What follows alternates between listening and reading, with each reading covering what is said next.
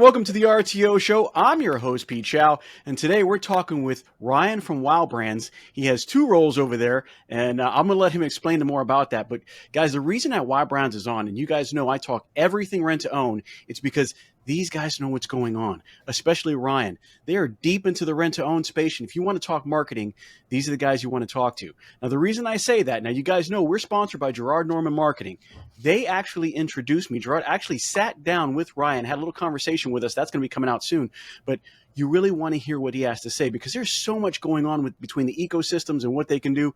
Ryan, how you doing today? What's going on? How you doing? Nice to see you again. Ryan from Wow Brands. I am the CEO/CTO, and I would say we've been doing RTO marketing for about 10 years now. Across the board, we started roughly 8-10 years ago in the very beginnings of mobile websites is where we started. We had customers come to us needing mobile websites, and we've taken it from there to building CRM software and building lead management and vendor management and everything in the RTO sector.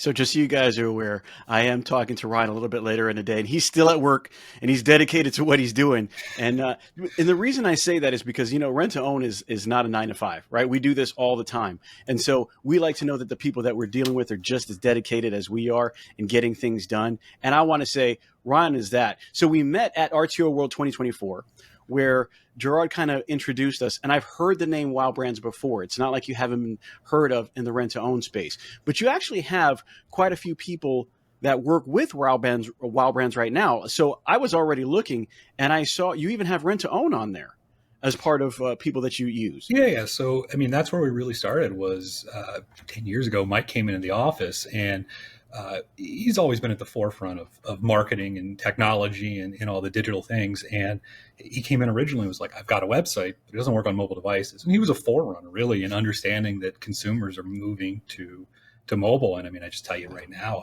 I think some of the websites that we manage are 85% mobile. Yes. So that he was a forerunner in that. And that's where we really got our start is we were working with Countryside or R2O, and we started with he needed a mobile website, and his website wasn't generating a lot of leads. So that's really where we got our start. And we went from there. And then I think about 6 months later, a year later, Showplace came in. And from there, we started to realize the opportunity. We've always done retail technology, retail software, retail anything in the retail sector.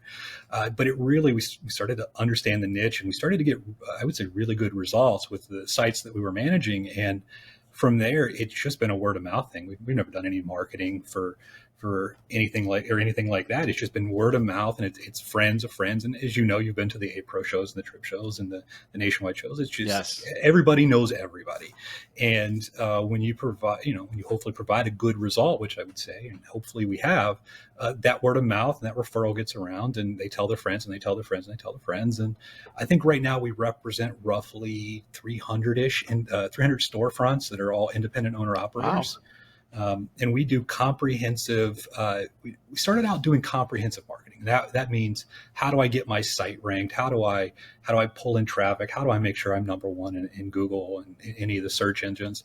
And we've taken it from there, and we really focused for the first part of our business on how to generate leads and get the leads in the door. So then we spent a lot of time on that. And then once we were successful in generating leads, we realized the next opportunity is, what the heck do I do with these leads? How do I make sure they're managed? How do I make sure that somebody calls them? How do I make sure that you text them? And to be fair, the younger generation wants text.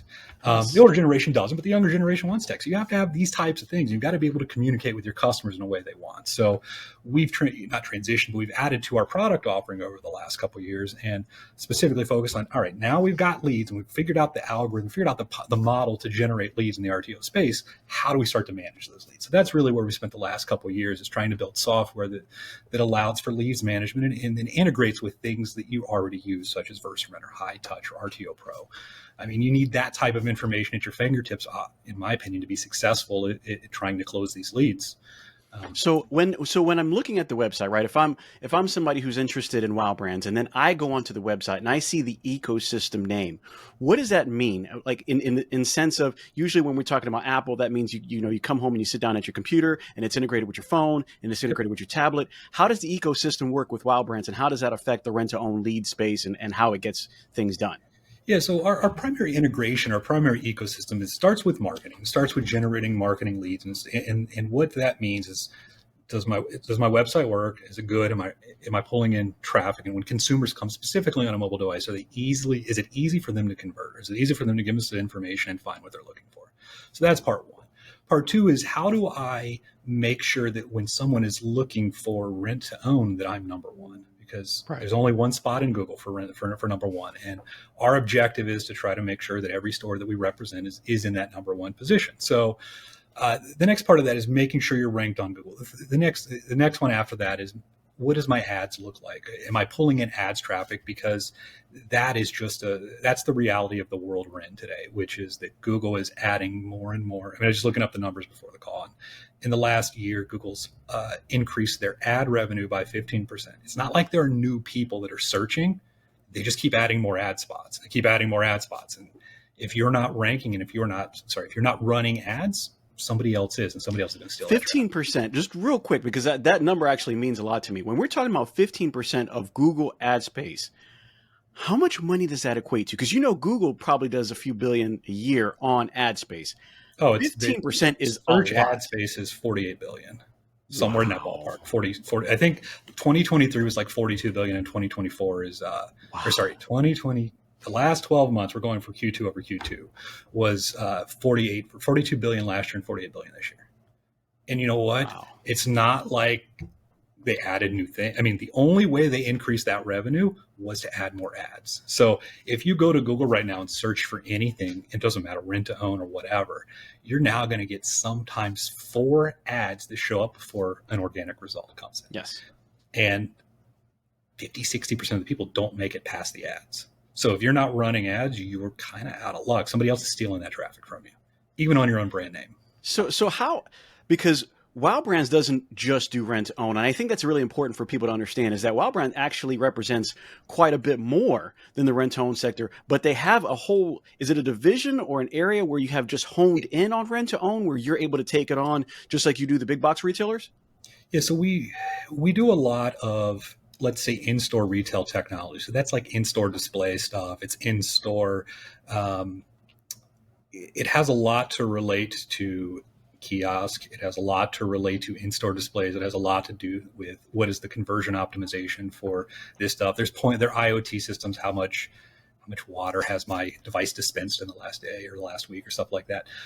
We have grown. What has happened is, we started out really playing in the retail sector, and then over the last, I would say, 3 or 4 years, rent to own is now something like 80 to 90% of our business. We are primarily doing rent to own just because we understand the opportunity there, and the majority of the customers that we work with are seeing a tangible result, and they're the ones that are referring us. So our opportunity as we kind of go into the future is really going to be around, what is the technology solutions we can build. How do we continue to expand on marketing? How do we give the consumers what they want as really consumer behavior changes? So when you talk about integration, because you mentioned 3 primary users of how we do our operating software. So you mentioned VersaRent, you mentioned High Touched, and you mentioned, is it ProRent? RTO Pro. RTO Pro, Pro. right. Yeah. So those 3 I know are largely in the top 5, probably in the top 3, right? Yeah. So in that situation, that integration, if I was to have one of those 3, and you're covering 85 to 90% of rent to own, if not even more than that, how is the integration with those systems? I mean, can I expect Wow Brands to, like, let's say we give you a call, Ryan, things are going well. You're probably not going to talk exactly to Ryan, but you're going to call it to somebody, right? And they're going to get somebody on it, right? And so they come in. How good is the integration? Is there steps that they need to follow? Is it already done in the system where you can say, we've already tried and true this? This is really, really good to go, and it's only up to the tier that you want to do. How does that work? Yeah, so we try to focus on, again, for us, it's about lead generation. So I got a lead in front of me. How do I provide you the tools to best convert that lead? That's really what we're trying to get at. So when we're integrating with somebody like, it doesn't matter, VersaRent or High Touch, or any of them. When a customer comes in, you're going to want to know a couple things. Number one, are they active? Do we have active agreements with them? Are they past? Do we have past agreements with them? Has anybody ever talked to this customer in the last couple of years? As long as you're using a CRM software.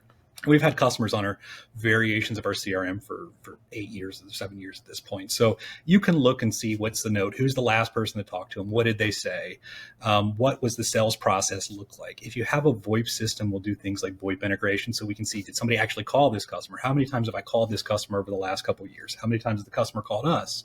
Much time have we spent talking with the customer? We also have things like texting built into the system, so you can also see any text conversation you've ever had with this customer is just in like an iMessage type of history that you can see that in. That's deep. I mean, you're really going deep into it. Yeah, we try to give you what you need. Number one is, are my salespeople, are they making the calls? Are they texting? Are they reaching out to consumers? Because we started out in the beginning of, we're getting a lot of leads, but they're junk. I was told they're junk leads. But then you get into the data of looking at the junk leads. You didn't text them. You didn't call them. You didn't email them. What'd you do? Right? Maybe a junk lead, but you didn't reach out. So we can't technically justify a junk lead yet until we know that exactly. It's dead, right? And I think the only lead we know of now is either an active lead or a dead one, because we have to work it until we know that it's not good, right? I mean, that's kind of like RTO sales 101. You work a lead till they say, don't call me anymore. Until they opt out or tell you to, right. Stop calling me. You keep working it. You're now on that list where you should not call me ever. And then you go, okay, I got it. Hands down, I get it. You opt you out and you're good to go. But it's all about, and I would say really in the last, COVID facilitated this. COVID pulled forward the technology. I mean, there was a technology. Everyone was headed to a digital space. COVID just forced 10 years of change into 1 month. So it became the sales cycle has changed over the last 3 to 4 years, and really since COVID. You have to reach out to the consumer. They're not walking into your door at the same capacity that they were before. And I think you can back that up with all kinds of data sources, as well as, you live there, you live this world. I'm telling you, yes. The foot traffic is not there. And what has happened is it really has facilitated like a change in consumer behavior. And the biggest opportunity and challenge is the retraining of the RTO sales force to be able to accommodate that and to work and understand that world is much different than it was 20 years ago. It's much different than it was 10 years ago. Yes. And you have to, especially in the younger generation, they're not walking into your store. That's not how it works anymore. Anyone under the age of 35 is typically not going to do that. They're going to shop online. And especially when we're talking about big ticket items, furniture, appliances, those are big ticket items, electronics somewhat, but those are big ticket items that sometimes you're going to look at 10 different websites before you make a purchase. Yes. Simple as that. You're going to price check, you're going to compare. And if there's a direct correlation with close rates and time to respond, if you don't respond in a fast fashion, and sometimes that's under a couple hours, you're not going to close that lead. It's just not going to happen. They've already moved on. I got a question for you, because a lot of people ask me this and I actually don't have the answer to this. So when we're talking about, because we do know that they go out, they're shopping with their fingers, right? Normally on the phone, like you said, 85%. Most of them are on their phone. And the only time they're on a desk is probably because they're at work or they're doing something on a desktop and they remember, hey, I got to do this. So they're jumping through, right? And they're starting to see, hey, I like this or I like that. How important is pricing versus getting to that lead as soon as possible? What do you mean by how important? What do you mean by that? So like, let's say somebody has a sofa, brand A sofa. Okay, brand A sofa is $19.99. Yep. They go somewhere else and it's called brand B sofa, but it's really brand A. It's both from Ashley or Progressive, wherever. And so they're saying it's $18.99. How important is that difference in price versus me getting to that lead as soon as possible? Well, if you've called them before they made it to the other site, it doesn't really matter. Is what I would say. Right. I mean, the metric I've got is on average on a big ticket, high dollar appliance value purchase, it's 10.5 websites is how many times a consumer, they go to 10 different websites or 10.4 websites technically to try to evaluate. So price does matter, but if you can get a hold of that customer quickly before they are making it to the next batch of sites, you're going to have a much higher conversion rate. And we've got pull up this data here. If some of our larger metrics, if you connect with them in less than an hour, is a 52% close rate. In 2 hours, it's 46, 8 hours, 42, and it goes down and down and down and down from there. So You've seen Rent-to-Own. I've seen Rent-to-Own. What is Rent-to-Own telling you? What is an average time in the span of all the stores in Rent-to-Own that you have that we actually get back to that lead quick enough? I mean, I could show you the dashboards. Every company is different, and you can kind of look at that. But I will tell you, the guys that are the most aggressive, that are part of what we do, try to have a sub 2 hour contact time, and they're whatever the role, either sales director or CRM director, whatever you want to call that person, is very militant about that and making sure that people are following up in a reasonable time fashion. But I mean, just in your own life, if you put in a lead and somebody contacts you a day and a half later about it, you've already moved on. I'm not talking to them. I'm going to tell you right now. If you call me a day and a half later, I'm not talking to you. Exactly. So, but 5 years ago, that wouldn't have been the case, right? So that is now the world has just changed, and consumer behavior has changed in such a way that there's an expectation of a very fast response. Well, it's the instant gratification, right? I mean, when I order on whatever website, I'm not going to say which one it is, but when I order on a website and they say that it could be there in between 4 and 8 a.m., well, I don't know if I really need it then, because I'm not even going to be by my front door, but it just looks good, right? And so you go, exactly. Okay, I'll pay $5 extra to make sure that it's here in front of my door when I'm not even going to get it, because I'm so gratified by the fact that it's actually happening right away. And Ryan, I think you know that best, is that people just like to have it right then all the time. So you have this ecosystem that kind of works with generally almost all the OS systems that we have out there, and we know how fast that we need to get to them. What are some of the tricks of the trade? And I don't mean to get like too integrated, because I don't want to know everything, but like, what is something that you would say, this is an offering that if you came to Wow Brands, this is probably the most basic package that we have. Something like maybe it's a website integration and because when you're talking about phones, that's a deep integration. When you're saying I can tell on a VoIP system or a voice over IP system that, hey, you've made this call here and you made that call there, I'm going to imagine that's somebody who's dedicated to making sure that their online is 100% secure. But not everybody can do that, right? Because we have some single store operators or some 3-store operators who would love to have that, but it's a little bit out of their zone as far as making sure that it's right. So like, what's something that basic that they can walk into to say, this covers a lot of area and maybe most bang for your buck? So a couple of years ago, we started to design a product for the small stores, the 1 or 2 store retailers that because they're the one. I mean, they need the boost. They're the ones that really need the online presence, and we've kind of designed a solution that works for our solution that's like, I believe it's sub 4 stores. So anybody sub 4 stores, we have a technology solution that's effectively, we can get you a site up running really quickly. What you care about, and I think our pricing is even on the website, it's $800 a month per store. I mean, that's our pricing. And as you get to a larger number of stores, we tier those prices down. But our prices are right there, and our CRM prices are static as well. All of that stuff kind of comes as part of the package, meaning we'll handle the marketing, the SEO, the CRM is included as long as you're in you got to be on one of those 3 platforms, obviously, for it to be meaningful. And then if you have a VoIP system, we don't charge, we'll just integrate it for you for free. There's no cost of doing those types like VoIP integration. Oh, wow. So we integrate with, I can tell you off the top of my head, we have Spectrum, we have Nextiva, we're working on Granite, and I just talked to somebody yesterday. I mean, we'll do the VoIP, as long as you got a VoIP system, as long as you can get me call logs. Wow. In some capacity, we'll do that integration for free. That's actually amazing. That's actually really good to hear for people who might not have all the ability to invest, and you have those small store packages. Yeah. I actually know a few people who definitely might be interested in that. So you've got big packages, you've got small packages that actually sound amazing. And to be honest with you, I think that's the way to go for a lot of people that I know. So when you had mentioned something, because there was a lot of passion in the last time we talked. It was like, I want to get these guys sales. That's what we do. Yeah.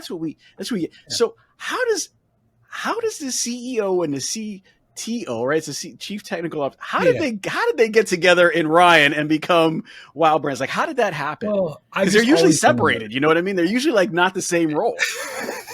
Yeah, it happened somewhat organically. I've always been the technology guy. I've always been the nerd. Built all the software to start out with, and as just time has progressed, it's gotten bigger than me. So we've slowly, we're up to 35-ish people at this point across all the different channels of marketing that we do. At the core of it, I'm a nerd. I understand the analytics, I understand the marketing, I understand the technology, and I try to approach everything from a return on investment. If you're not getting a return on investment, you shouldn't be using us, just to be very blunt. And you really shouldn't be using anybody. If you can't measure it and you can't map it and you can't prove that, hey, before I came to you, I had 100 leads, and after I came to you, I'm at 300 leads, or whatever those numbers may be, you're getting ripped off. Like, we're taking your money and you shouldn't be. We're very much about trying to provide a return on investment for all of our customers. And I would argue that's probably the reason we've been, successful in the industry. Is the end of the day, if you're going to spend your marketing dollars, you need to know that it's effective, and you need to be able to generate sales. If you can't generate sales, you're wasting your time. And we've tried lots of different ways. We've wasted a lot of money, and we've spent a lot of money, I should say, on different methodologies of how to convert leads and how to get stuff and how to get consumer data, and doing a full application versus a small application, doing a payment versus a non-payment. And we've kind of tested all those things. And the benefit of where we're at now is we represent so many different stores. We can test things out on one company. And if it works great, we can roll it out to the entire group. So we kind of have that benefit of if we know what works.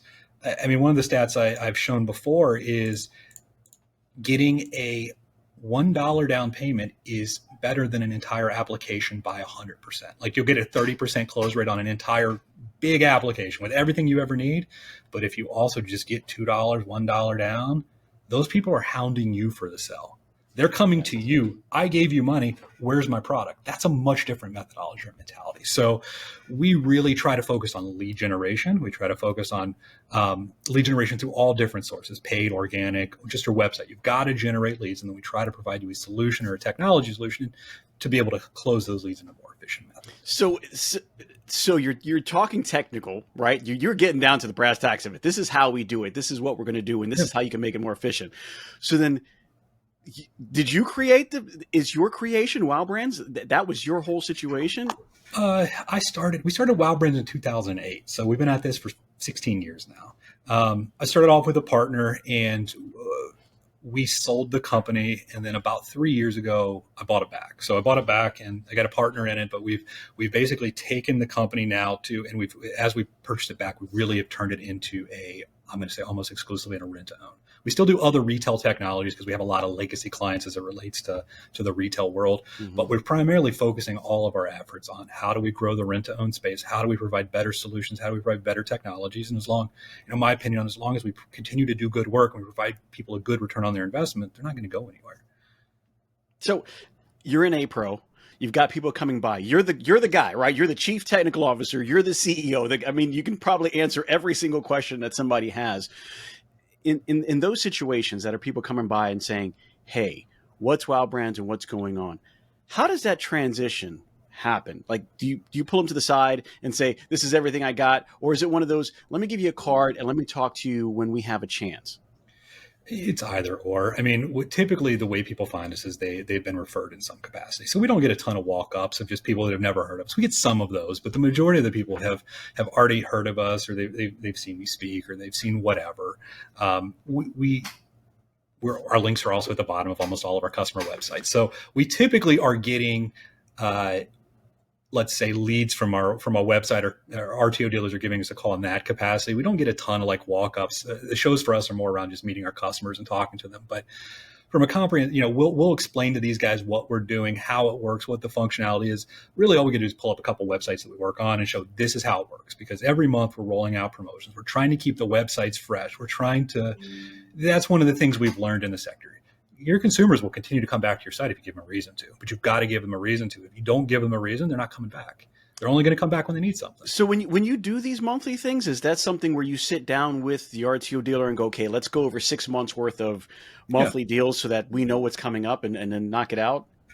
Yeah. I mean, we try to do, give me 1 second. Let me turn that off.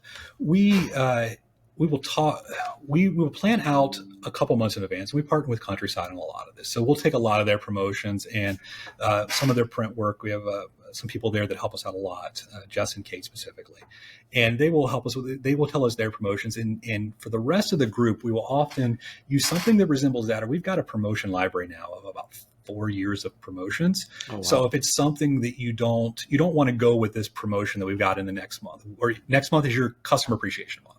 we'll design or build out something specifically for your promotion in the types of things that you want to focus on. We will often give you, like, we've got the rest of the year kind of planned out. We know roughly what is happening, what the promotions are going to be. On the dealer side of it, their responsibilities: do they want to go with it? Yes or no? Do they want to change? Well, what products do they want to feature? What are the gift? Do they want to do 2 weeks free or 4 weeks free? Do they want to do $20 down or $10 down? That type of stuff. But really, we're turning these sites every 30 days. The website is fresh. There's a new promotion, a new game, and I know that sometimes they're cheesy, but they work. I can provide you the data. I can show you how many leads they generate. These things generate a monstrous number of leads. They keep the site fresh. And the consumers that are often on their browsing will come back every month or two, and they're back on the site playing a game. They're on the website doing something that generates a lead in some capacity. So then I got to know, because if you're doing rent to own and you're kind of dialed in the way you are, you understand pretty much everything. Then here's a question, right? I know that you got RTO or Countryside Rentals, right? Or rent to own. You've got Magic Rentals on there. They're not close. But what happens when you start getting two companies that are a little bit too dialed in? Because here's the truth. When you see us at APRO, when you see us at Trip, we're all friendly, right? We're like, yeah, we're all good. And how you doing things and how am I doing things? But when we get back, I still have sales to make, right? I still want to grow my brand and my store. And I want to make sure that I'm on the top of the charts. So how does it work when you start coming across, people like, let's say, who rent to own, who have a big chunk of Ohio, right? Yep. And then you've got somebody who's knocking on their door and they come up to Wow Brands and go, hey, this is what you're doing for them. You're doing a great job. I'd like to be a part of that too. How does that work? It doesn't. So we won't take overlapping customers is one of the things that kind of are I'm going to say unique selling propositions, because the reality is, for this to be successful, I can only rank one site number one. Right. It's one site number one, and I can't rank two sites. Sorry, I don't know if that's weird, but one site number one. A little funny right there. Yeah, I don't know. The video is blurry, but you can only rank one site number one. I can't make two sites number one in the same city. That's just not going to happen. You can't. There's only one spot. So we won't take overlapping customers. And if there are scenarios where I'll use Arona as an example. They got stores throughout the U.S. They've got 50 some stores spread out through, I think it's 10 different states. For that to be effective, we will go to the owners there and ask them, if we got a customer that's in their area, are you okay with us taking this or not? And if they say no, we won't take the customer. Because a lot of what we're doing is there's a value in sharing data. And in our CRM software, you can compare how you're doing against all of your peers. So we give you real-time insight, and you can see how is this company doing? What is their close percentage? And we try to create a community in some capacity where they can share information in an open way. And there's not a good way to solve that problem with overlapping customers. So we just don't do overlapping.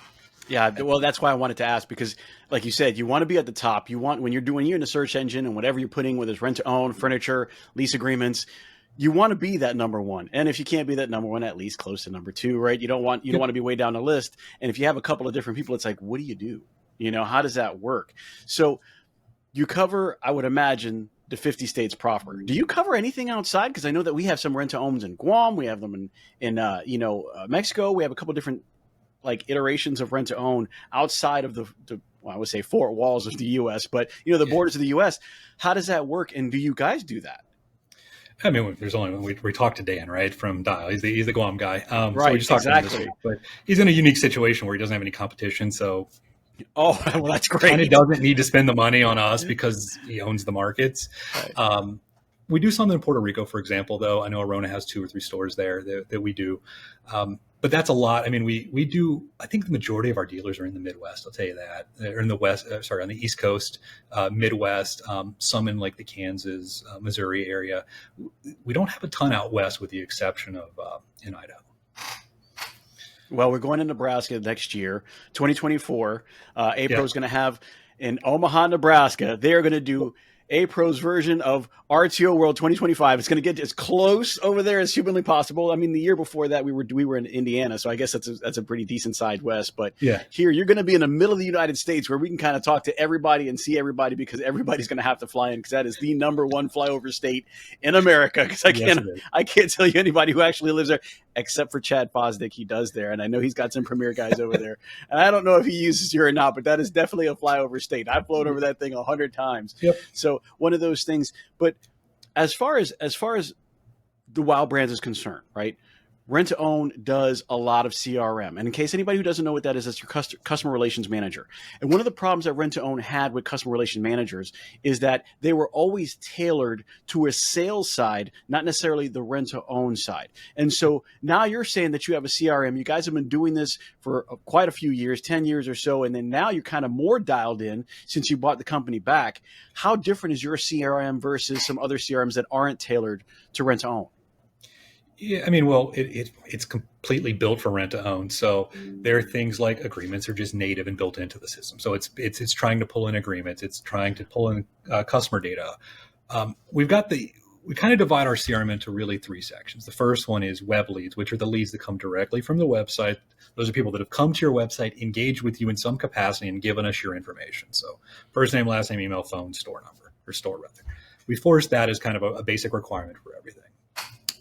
The second thing that we found as we started doing the CRM is there was not a lot of tracking that was taking place for people that walked into the store. So whether you want to call them a walk-in leader, community, whatever term you want to use, and every dealer uses a different phrase, but we built our system so that you can, number one, enter those and start to track them. And it'll also, if somebody walks in or you interact with them or you meet them at a show or you have a tent sale or a fair or whatever it is, you're grabbing that information, you're putting them in the CRM, and then you're able to manage and work those leads in the same way, because those are just as good or frankly better than somebody who just came to your website. But for the longest time, those weren't being tracked. So we've got that part in there. And then the third part is, I think, probably the unique selling proposition of what we're doing, which is, how do I reach out to the customers or the historic customers that I've had? And I think every RTO dealer that we've interacted with tends to have something that resembles a solicitation schedule. So on Mondays, I'm calling these guys. Tuesdays, I'm calling these guys. Wednesdays, I'm calling these guys. We try to put that right in front of you. So when we set this up and customize it for you, you could say on Mondays, I want to call all of my payouts from last month.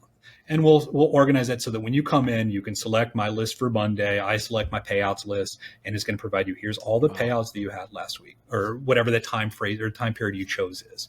We have a payout list. We have return list. We have 1 AORs. We have new rentals. We have same as cash expirations, birthdays, anniversaries, whatever those types of lists are that you want to do. The partners we have, Versant or High Touch, we can go to those, or RTO Pro, we could go to those guys and say, I need a new report. The customer's requesting something like this for a specific data set, and they will provide it to us. So that's kind of where we've gotten with this. And we'll build those lists to match whatever solicitation schedule you currently have, or we can recommend one to you that is just kind of a copy off of somebody else. So then, if let's say I'm a new dealer, right? Because I've actually looked into it several times myself, and I can't tell you that I'm never going to do it, but I am looking into it because, we do rent to own, right? Yeah. And so if I was to go and have a new company, right? I don't have anybody who's paid off before. I don't have any returns. I don't have any of that base information there. Does Wow Brands have a way of making it so that the new dealers, somebody who's coming into a fresh market, at least for themselves, who doesn't have all that ground information already innately built into the VersaRent system or the High Touch system, where you have years of return this and pay off that? How does Wow Brands deal with that as far as a new company is concerned?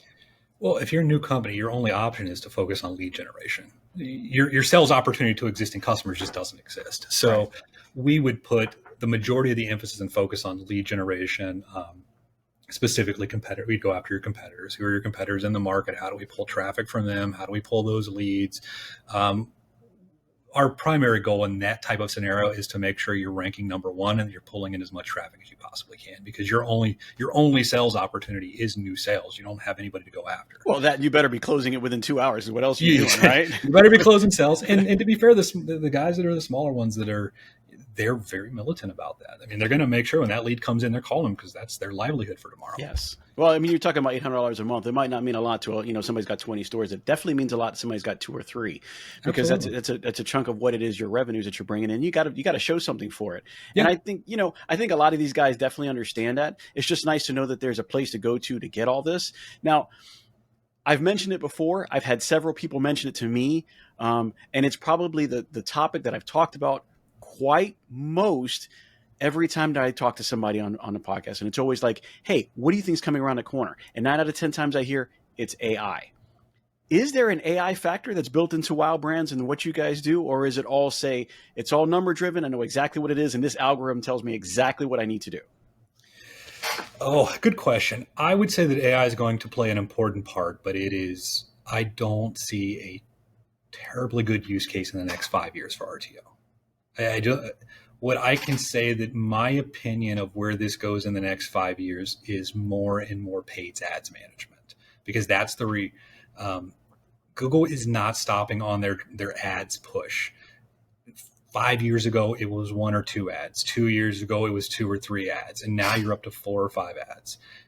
If they own 95% of the mobile search market, which is the majority of the rent-to-own customer, if they own 95% of that market, for you to be effective, you're going to have to be better at paid ads. That's a reality.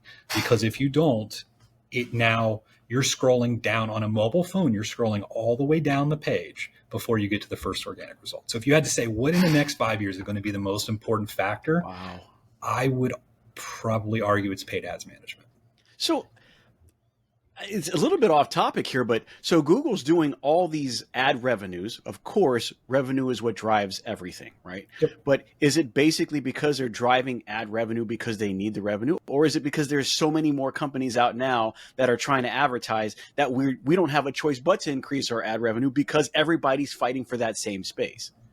I think that's part. I think it's both of those. Number one, it's not like they need the revenue, but that's what they do. That's how they print money is ads and search. And the majority of Google revenue is coming from that, and that is where they're seeing not all their growth, but the majority of their growth is coming from that specific area. They're not going to stop on that. That's just the reality of it. What is going to happen, and what's already happening, is the search. There's a pie. There's a total number of people that are searching, and that pie is very much economic driven, meaning as inflation goes up or down, oil prices go up or down, especially in the RTO sector world, that is going to either make that pie bigger or smaller. And it will become your job at the store level to buy and acquire as much of that pie as you possibly can. So Google is really, and they're not going to stop on this. I keep hammering it, and I tell this to every customer, and they're tired of hearing me say this. I know that because they're just the cop out, almost a cop out of it's going to just, I need more ads money. I need more ads money. But that's the reality of the world that we're in today. And if you're not in that spot, your competitors are going to be, because I buy it. I mean, I'm going to buy against my competitors. Of course I am. That's what we do, is you want to go after your competitors. You want to acquire the customers. You want to pull every dang click from them you possibly can. So in rent to own, there's a lot of different ways that can be marketed, but we either do or we don't. Somebody like John Cleese Jr. is on TV. He's on the radio. You can't turn the dial without seeing his face. Now, he owns that part of the area that he's in. Yep. Okay, sounds good. But when I look at Tisset, he kind of does it a little bit differently. And he's a lot more on social media. They do the Facebook Lives. You can dial in on every given week and see him, waiting for 3 or 4 more people to get on because he's got stuff to say. What's more effective now in rent to own? Is it the TV space? Is it do I need to be more on YouTube? Is it I should still stay with social media because I maybe get more bang for my buck, even though now it's a pay to play system regardless? Like, where does RTO hit hardest that you've seen? Should we all be doing radio? Nobody needs to do podcasts. But do we all need to do radio? Like, what's going on? Here's what my focus not right now, but in general is you've got to be in front of the consumers that are looking for your product or service. So where do people look? People don't go to Facebook to rent a couch. They go to Google, right? So you've got to be where your consumers are at. The other side of marketing, and I think I would put that into the bucket of that. I don't know what the term for that is, but those are people that are actively looking for your product or service. That's where you've got to be in front of. And that's really at the Wow Brands level. That is what we focus on. Okay. I typically don't touch the other things because in the Google world, I can prove that return on investment. I can tangibly show you that if you give me X dollars, you're going to get Y results. I can hand you those reports, and all of our customers get those reports. We can kind of prove that. When you start to get into the other world, you are trying to acquire traffic from people that may not be looking for you. So there's different parts to that. One is they're not always looking. It doesn't mean you can't sell to them, but they are not on Facebook looking for renting a couch. That's not how it works. They're not on LinkedIn, they're not on YouTube necessarily looking for those things. Those things have a different, not position, those things have a different application, I guess, in the marketing world. Facebook is about staying in front of the customers that already know who you are. That's what Facebook is all about. The guys that have already followed me, and by the way, if you don't put money behind your ads on or your stuff on Facebook, only 4% of it gets seen. The other 96% doesn't get seen unless you put money behind it. Yeah. So again, Facebook is not a charity. They're in the money making business, and 100% of their revenue comes from ads. It's the same thing. And there are guys like Gerard that excel at this type of stuff. This is what he does. I tend not to touch that world because I'm more interested and focused specifically on how do I get the people that are looking for my product and services. And there are other individuals, and there are things at the store level and the reason Tiz excels so much in Facebook is his managers they connect with their customers. It's a personnel thing. His managers really connect with their customers. They've invested 5, 7, 10 years of time into building their Facebook audience. You've got to build that audience before it's going to have a meaningful impact on anything you're doing anyways. So there's not a direct answer. One is that you're trying to grab the Google and the website world is much more about grabbing consumers that are looking for your product and services, whereas the Facebook level or the radio or the OTT, and we partner with Esquire and they do a lot of the OTT type of advertising. Yes. That's a different type of demographic. That's trying to hit a set of individuals who are qualified to buy from you, the type of demographic that you would be going after. They're trying to reach out to those consumers and actively solicit in some way a response, whether that's a click, it's a phone call, it's a store visit. They're trying to solicit that. Our primary approach is how do I make sure that the people that are looking for our products and services can find us? That makes a lot of sense. I was like, I love Adam Ball. I love Esquire. They do a great job. But, because we always wonder, right? There's somebody that's looking. There's somebody that has a need today. They're looking today. Yeah. But then how do you reach the guy for tomorrow? And I think the idea always is if we stay in front of them in some way, shape, or form when they have that need, we will be when they come to. And you're saying that's a whole different side. That's more Gerard than it is Ryan, right? That's 100%. It's more Gerard than it is. Or it's really, the hard part about it is it's really hard to pay somebody else for that type of service. Let's ignore ads management. The organic Facebook, the live, the streaming, you can't pay me to do that. Like, I don't know. The customers don't know me. They don't walk in the store and see me. They walk in the store and see a store manager who knows them by name. Or a sales associate. It doesn't have to be a manager, anybody in that store. But it's really hard to pay me or pay us at Wow Brands to do those types of things because your customers don't know who we are. Yes, we can take your assets and build social profiles and build ads or organic posts from you. But again, somebody's got they're there because they know who you are. They know your store. They know your salespeople. That's really hard to outsource. Yeah. Well, I mean, and it always crossed my mind because a lot of people ask me about, the marketing sense. And because you see my face and you hear my voice, doesn't mean that I'm a marketing guru. It means that I know how to talk to people. There is a difference. So, and so when they talk about, hey, Pete, what do you think is the best way to go? I think it's really just depends on how you sell and what it is that you plan on doing about it, because you have to really be dialed in. If you're going to put the ad space on Google, if you're going to make sure that you're capturing those leads, you also got to make sure that you have somebody standing there, like you said, ready to go. And they have to be able to contact that lead, and they have to be able to have that salesmanship on the other end of the phone and go, hey, I have this available for you. This is what I want to do for you. What else can I get for you? Do you have any referrals? What time today you're going to be home? And launch that. Because if I put all my money into those ads and then somebody starts calling in and I have nobody to take that call, well, then I'm wasting it. But maybe doing it through Gerard is the way to go. Maybe doing it through Wow Brands is the way to go. Maybe the way to do it is to hybrid both and figure out how to get everybody and anybody to come to my store and buy everything that I got. And God knows that would be great, right? So to make a killing out of it, so you always got to check and just see for yourself, what are you ready to do? And I think Wow Brands has a really great idea. I love the way that you tackle it. And I love the way that you look at it too, because it's very number and I want to say just very technically driven. This is what I can do for you. This is where it's going to go. This is how far it can get. And then the rest is, so to speak, in your court, right? This depends on how much you want to put into this. Depends also how much you're going to get out of it. So if you have somebody there who's willing to, kind of put that call down real quick so that they can grab that online lead and say, hey, I know that you were looking literally a couple of minutes ago and I can handle that. I have this, I have that, I have a variation of that. And we have some lamps to match. So, it's one of those things where, you can kill it. And then you can see the verifiable information that, hey, they are picking up that phone within the first 30 minutes, within the first 45 minutes. We're stopping them mid swing or mid swipe, so to speak. That's I'm the key. swiping right to this RTO and I'm swiping left to that RTO.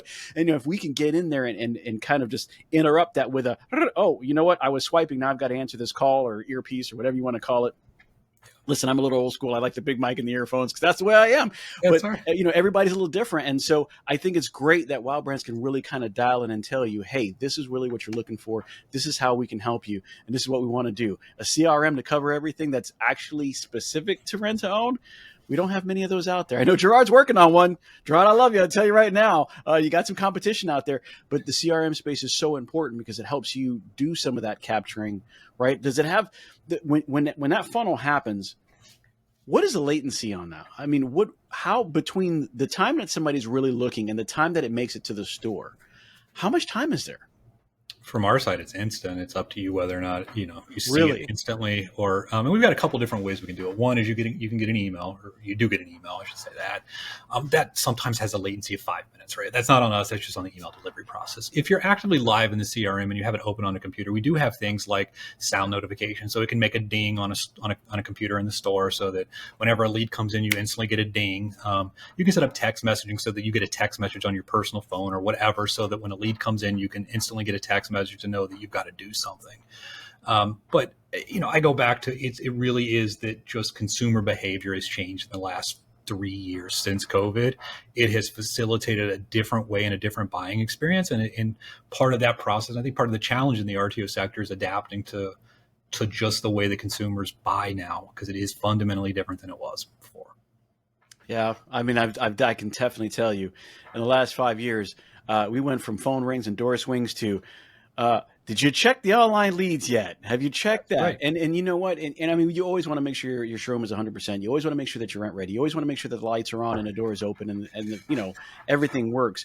But the truth is, sitting behind a desk and making sure that you're quick and ready to go is almost always going to beat it out. I get just as many online leads as I have walk-ins. I usually rarely have more walk-ins than I do online leads. That's a rare situation. Now, from your standpoint, which one do you close better? You know what? We need to do better. And I can tell you that right now. We need to do better. Are we trying it? Sure. But, I talked to Gerard about that because there was this thing that, I'm a little bit more old school. Okay. If you put somebody in front of me, they're walking out with something. I'm telling you that as 100%. And am I better at it than I used to be as far as the digital space? I am. But the digital conversation, I'm having a little bit of trouble with that. Some of my guys are just like, hey, do you want this or do you not want it? And there's no salesmanship into it, right? So they're just going straight into a text message or an email, and they're kind of just going straight into it. And even though it's a digital conversation, there's still some nuance there. And so I was actually talking to Gerard about that, about digital conversations. We actually did a podcast about that because it was so important to me to let everybody know, yeah, you can call them in a certain amount of time, but if you sound like the CRM, they're probably not going to pay attention to you, right? They really, you got to approach them as a person to person, not talking. And you can't, one of the things that he told me was you got to text like you talk, not text like you're writing a paragraph out to the president. You want to make sure that all your P's and Q's are 100%. The idea is to be personable over this line of communication, whatever media form that is, whether it be text, whether it be email, whether it be a phone call, whatever the case is, reach out to the customer the way they reached out to you. And always remember, put a little smile on it. When you type it, smile. I don't know if that, that makes any sense when, they're like, when you're on the phone, you got to smile. Well, when you're texting, you got to smile because it really does go through and the lead conversion does change. And I probably sound like a third grade robot from, back in the day. I was like a little Apple system and I got to slip my disc in. But I know people that are younger than me that handle that way better. And so they're actually better at texting. And sometimes it's like, okay, you still got to answer the telephone. So we have that right now where you have some people that are like, I love it when they walk in the door and I love it when they call me. And you got some guys that are like, yeah, I like the email and the text. Getting those to merge is got to be the hardest thing right now. And I don't know why that is. It's like an oil and water kind of thing where I've noticed coming out of COVID as well, we have a more mature generation that is shake your hand and still kind of be in your face. And then we have another one that's like, that came out of COVID going, I'm cool with the barriers. I'm cool with you being on the other side of the glass and getting those two to realize in the same salesperson has been difficult, So I think the answer to that is it's almost an age thing. It is. right? Oh, So it if you definitely look is. at the Gen Z boomer generation, uh, yeah, I'm looking at this metric in front of me. They want to do in-person sales. Those are the people that are walking in. The younger generation, the Gen Z, the millennials, they want text the majority of the time. That is how You're they talking about Gen communicate. X and Gen X and boomers. Yeah, sorry, Gen X, Gen Z. Gen X and yeah. Sorry, Gen X is the I believe it's 1989 or older, right? So those are the older people. That's kind of my generation, a little bit. Yeah. The Gen Xers, those guys are still comfortable texting, or they're still comfortable texting, but they often, especially on big ticket items, want to physically see it, to physically touch it, but a Gen Z doesn't really care a lot of the time. Right. They are so accustomed, and they often came up during the COVID era when this was now this became a forced behavior. This became a forced thing that had to happen. So they are just so accustomed to the texting world that there really is the hard part is you don't know who you're talking to, right? You don't know the age of the person you're talking to, but it tends to be an age thing more than anything else. So it's weird. A year or so ago, I had somebody that I worked with very closely, and it was crazy how different we approached everything. So he was like, "I'm texting," and we'd be talking. I'm calling my guys, and I'm like, "Dude, what are your fingers doing?" And he's like, "I'm texting my guys," and I'm like, "Dude, just call him." He's like, "No, not gonna happen." So he's like, "Ding, ding," and he's doing over there and ding, and I'm like, "Dude, that's dry." Like I would go absolutely batty. Right. Yep. But he's in the middle of 3 different text messages and he's going back and forth. And that was his thing. Okay. We're talking about a millennial here. Yep. And so I'm like, listen, I'm going to talk to you. You're going to hear the inflection of my voice, get it done, or you did a great job. You know what I'm saying? And I feel like you can hear that coming out of my voice. Uh-huh. Whatever he was doing, it must have worked. Cause I can't say it didn't, so he's in the middle of 3 text messages. He's like, well, I can have 3 messages going on at once. You talking to one person. And I'm like, yeah, well, I bet you that one person knows exactly what the hell I got to say. You know what I mean? They know if you're in trouble, you're going to know you're in trouble. If you did a great job, you're going to know that too. So here comes the talk about emojis and everything. And I'm just like, yeah, I'm not doing that. But so then we talked about radio. And it was the same thing. It's like, I don't listen to the radio. I'm like, what do you mean you don't listen to? Who doesn't listen to the radio? I'm like, bro, I'm in a car like all day. We go to stores, right? And he's like, yeah, I listen to Pandora, or I listen to Spotify, or I listen to something that gets very dialed in. I know what I want to listen to, and so I listen to that. And so, I might get a commercial, but it's not the same commercials. But you're right. You're absolutely right. Where I would listen to it all day long, and I'm listening to ads or all kinds of different things that have nothing to do with me, right? He was different. Okay, well, do you watch TV? I watch TV. What do you watch? I watch none but Netflix and Hulu. And it's like, how could we be so dang different?